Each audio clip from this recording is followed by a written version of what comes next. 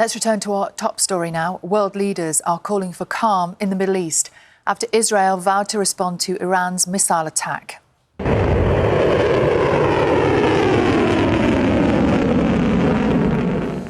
More than 300 drones were fired from Iran in the early hours of Sunday, which they said was in response to a deadly attack on their consulate in Damascus 2 weeks ago. Most of the missiles were shot down by Israel and its allies, including fighter jets from the UK and the United States. But some did get through.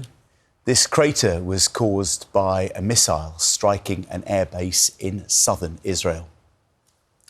Well, the Prime Minister is expected to speak in Parliament later today after he confirmed that a number of attack drones fired by Iran towards Israel had been shot down by RAF jets. And Rishi Sunak joined G7 leaders in condemning what he described as Iran's reckless attack on Israel over the weekend. Well, we're joined now live on Breakfast by the Foreign Secretary, Lord Cameron. Good morning to you. Thank you for your time. Good morning.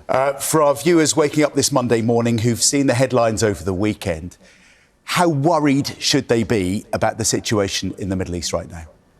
Well, we're living in a very dangerous world. We know that because of what's happening in Ukraine, what's happening in the Middle East and elsewhere. And what Iran did was a very, very dangerous act in an already dangerous world. And your report was completely right. But when we think about the 301 weapons that were fired at Israel, they weren't all drones. There were 110 ballistic missiles. There were 43 cruise missiles. This was a very significant attack. But fortunately, it was a failure because of the brave action of Israeli defences and what the Americans did and our limited role, which I can come on to. And so, in many ways, Iran has suffered a double defeat, the almost complete failure of their attack. And also, by making this attack, they've revealed to the world their true nature as the malign influence in the region. Israel is warning of a significant response to that attack.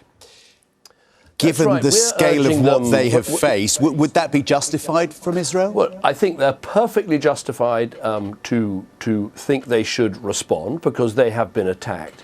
But we are urging them as friends to think with head as well as heart, to be smart as well as tough, and to recognise Iran suffered this defeat because the attack was a failure. The world can see what a malign influence they are. And I think that the right thing to do is not to escalate. But as President Biden has put it, to sort of take the win, as it were, and then let's focus the world's attention onto Hamas, who are still holding those hostages, including British nationals. They've been offered a deal by Israel to release many, many prisoners out of Israeli prisons and to have a pause in the fighting in Gaza. And Hamas should take that deal. They're the only reason why this fighting continues. So de-escalation, trying to calm the situation, is what we're trying to do. But I totally understand ordinary Israelis waking up this morning and thinking we should respond because we've been attacked. But we've got to be smart as well as tough. So when you urge Israel to show restraint at the moment, what does restraint look like?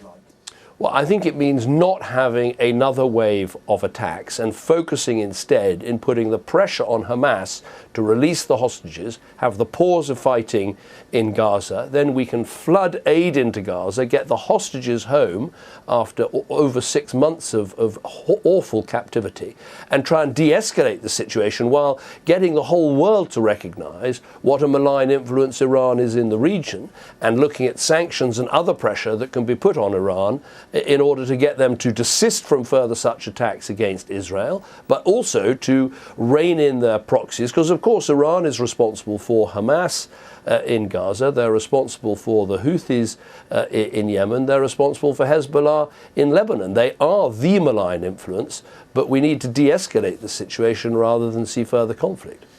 The thing is, over the last few weeks, you've urged Israel to show restraint in Gaza, and a lot of people think that doesn't really appear to have happened.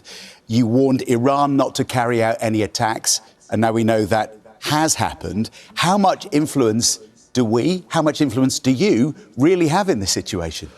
Well, I would point to one situation, which is right from the beginning. We've talked about the importance of getting aid into Gaza. And I was attacked for being too aggressive about this, but we've now seen thanks in large part to what the Americans have said. But we have now seen Israel saying we're going to allow more aid into Gaza, 500 trucks a day, opening the port of Ashdod, opening times lasting longer, and proper deconfliction so aid can move around Gaza. That is somewhere where Britain has really focused our effort. We've trebled our aid budget into Gaza.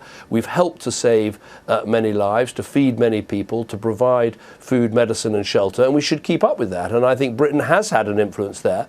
I wouldn't overstate what we did on Saturday night, but nonetheless we did provide aeroplanes to backfill for the Americans on the operation we jointly do to suppress ISIL, Daesh in Iraq and Syria. And that allowed America to do more to protect Israel from attack. But at the same time, we said to our pilots that if there were drones or missiles coming in from where they were, they should shoot them down, and they did. And that's a testament to their skill, to their brilliance, to their bravery, and we should be very proud of them.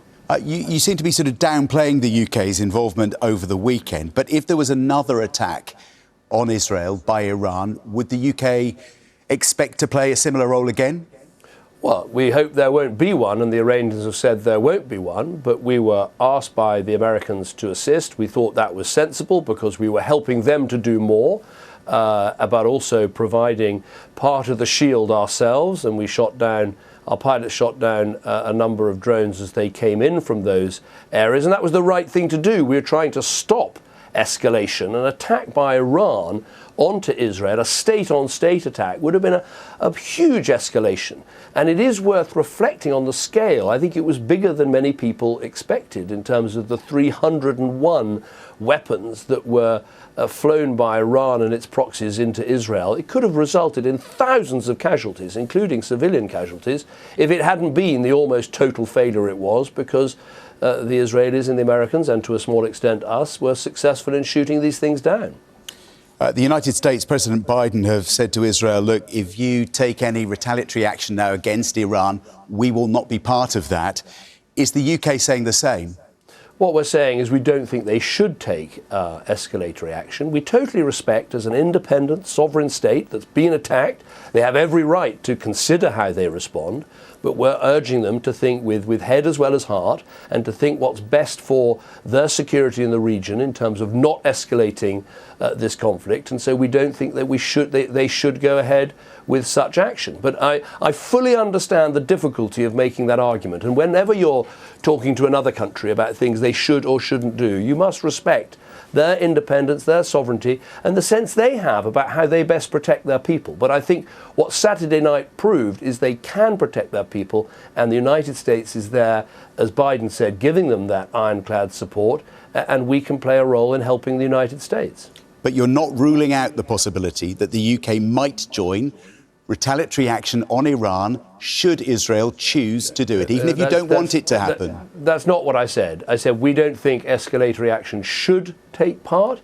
That's our very, very clear view. We've communicated that to the Israelis. The point I was making is just, I think it's important to be respectful on these occasions. A country has had a massive attack from a dangerous and malign actor in the region. They are considering, the Israeli cabinet has been meeting already to consider that. Our advice is don't retaliate. Take the win. Recognise Iran has suffered a double defeat. Defeat as almost all their weapons were shot down, and defeat because the world can now see their true nature. That the right thing to do is to pivot now and look at Hamas and say they must release the hostages. So we wouldn't be supporting retaliatory action, but we're respectful of other countries. Labour have told us here on Breakfast this morning that they want to see more sanctions on Iran. Is that something that you and the government would consider? Yes, absolutely. We already have 400 sanctions on Iran. We put in place a whole new sanctions regime at the end of last year, which is proving very effective. We've sanctioned the IRGC, the Iranian Revolutionary Guard, in its entirety, and we'll continue to look at what further steps we can do. I think there is an opportunity, and I'm sure the Prime Minister will talk about this in his statement to the House of Commons, to try and work very closely with our partners in the G7. All these things are more effective if countries can act together. I think Britain, in many ways, has been at the sort of sharp end, has been the most keen on sanctions and on pressure and on turning up the heat, recognising, as I said in the very first interview I gave as Foreign Secretary, that Iran is the malign actor in the region. But it's best if we can do these things together. Some countries, including France, the Netherlands, are changing their advice for their citizens as far as travelling to the Middle East is concerned. Are you expecting some movement on that as far as UK citizens? We keep ours permanently under review, and I would urge anyone who's travelling to look at the Foreign Office website, and the travel advice is set out there very clearly. We haven't made a new alteration on travel advice to Israel, but people should look very carefully. We keep it under review, by the hour. And often with countries, we have different advice for different parts of the country and different forms of travel. So that's the best thing to do. Lord Cameron, Foreign Secretary, thank you for joining us here on BBC. Thank you.